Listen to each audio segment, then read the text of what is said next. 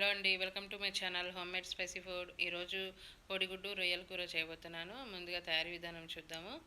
ఒక stove on చేసుకొని గిన్నె పెట్టుకోవాలండి. అందులో 3 ఆనియన్స్ సన్నగా తరిగి ఆయిల్ వేసి ఫ్రై చేసుకోవాలండి. పచ్చిమిర్చి ఆనియన్స్ వేసి కొంచెం బ్రౌన్ కలర్ వచ్చే వరకు ఫ్రై చేసుకోవాలి.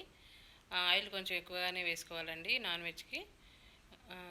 ఇప్పుడు కొంచెం ఒక స్పూను పసుపు, ఒక స్పూను సాల్ట్ వేసుకొని ఫ్రై చేసుకోవాలి. కాసేపు మూత పెట్టేసి ఆయిల్ పైకి ఇచ్చిన తర్వాత ఇప్పుడు కొంచెం అల్లం వెల్లుల్లి పేస్ట్ వేసుకోవాలండి. 2 స్పూన్ల అల్లం వెల్లుల్లి పేస్ట్ వేసుకొని ఫ్రై చేసుకోవాలి. అల్లం వెల్లుల్లి పేస్ట్లో పచ్చివాసన పోవాలి, అప్పటి వరకు ఫ్రై చేసుకోవాలి. ఇందులోనే ఒక స్పూను గరం మసాలా వేసుకొని ఫ్రై చేసుకోవాలండి. ఇందులోనే రుచికి సరిపడా కారం వేసుకోవాలి.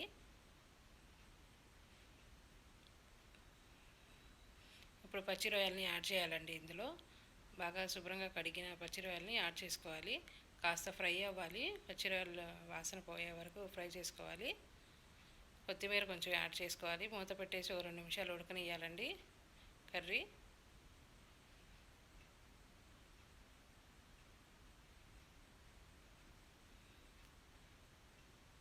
ఇందులో 1 గ్లాస్ వాటర్ వేయాలండి. ఆయిల్ పైకి వచ్చే వరకు ఉడకనియాలి కర్రీని. కొంచెం కొత్తిమీర యాడ్ చేసుకోవాలి. ఇప్పుడు కోడిగుడ్డుని బాయిల్ చేసిన ఎగ్స్ని ఫ్రై చేసుకోవాలండి. కొంచెం ఆయిల్ వేసుకొని పసుపు వేసి ఫ్రై చేసుకొని కూరలో యాడ్ చేయాలండి ఎగ్స్ని.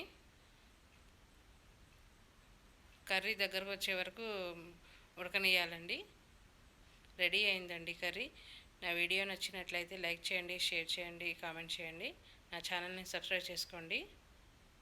Thank you for watching.